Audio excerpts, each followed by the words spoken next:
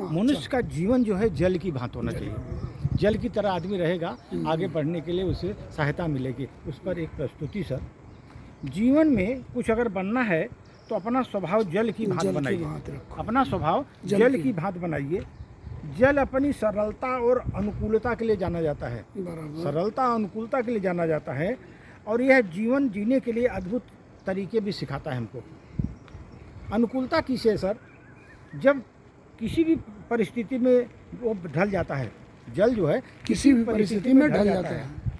ऊंचे पहाड़ों से बहते हुए झरने बनकर, विशाल मैदानों में शांत नदी बनकर, फिर विशाल महासागर में विलीन होकर जल अपनी क्षमताओं का सदुपयोग करता हुआ जीवन में चलता रहता है और जीवन में चुनौतियों का सामना करता हुआ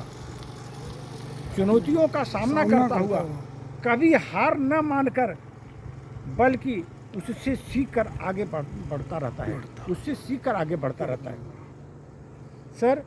उसमें निरंतर प्रभाव, जल के अंदर निरंतर प्रभाव बना रहता, निरंतर प्रवाह। जल सदैव गतिमान रहता है। जल सदैव गतिमान रहता है। रुकने पर वह दूषित हो जाता है। रुकने पर वो दूषित हो जाता है। उसमें प्रवाह हाँ तो हमेशा गतिमान रहता है, रुकने पर वो दूषित हो जाता है। जीवन भी हमें गतिशील रहना चाहिए। हम गतिशील जीवन में रहेंगे तभी ठीक है, नहीं तो नित्य कुछ न कुछ नया सीखना चाहिए। आत्म विकास के लिए अग्रसर रहना चाहिए हमें। नहीं तो जल जो है अगर एक जगह रहेगा तो वो जो है जल प्रवाह वाला होना चाहिए और नहीं तो वो खराब हो जाता है। और शक्ति सर, जल के अंदर शक्ति क्या है? जल में अपार शक्ति होती है सर। जल में अपार शक्ति होती है।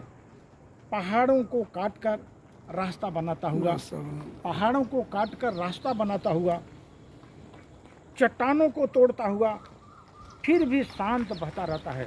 चट्टानों को तोड़ता हुआ फिर भी शांत बहता रहता है। जीवन में हमें भी अपने शक्तियों का सदुपयोग करना चाहिए, दूसरों की मदद करनी चाहिए, समाज के लिए योगदान देना चाहिए सर। अब विनम्रता, उसमें विनम्रता देखिए कितनी होती है। जल चाहे कितना ऊंचा क्यों न हो, सदैव नीचे की ओर बहता है। कितनी ऊंचा है वो, लेकिन नीचे की ओर बहता है। इसी जीवन में हम विनम्र रहना चाहिए। हमारे जीवन में विनम्र रहना चाहिए। अहंकार से दूर रह करके दूसरों को सम्मान करना चाहिए। अहंकार से दूर रह करके दूसरों का सम्मान करना चाहिए। जल जो है जीवनदायिनी है सर, जीवनदायिनी है। यह जीवन का आधार है, क्योंकि जल के बिना कुछ भी संभव नहीं है। ये जीवन का आधार है, सभी जीवों के लिए अनिवार्य है। दूसरों की मदद करनी चाहिए। उससे प्रेरित होता है कि इससे जो है दूसरों की मदद करनी चाहिए मनुष्य को। जल एक प्रवाहशील होते हुए भी दूसरों की मदद करता है और इसीलिए वो जो है ना जीवनदायिनी है। जल को हम जीवनदायिनी बोलते हैं सर। धन्यवाद।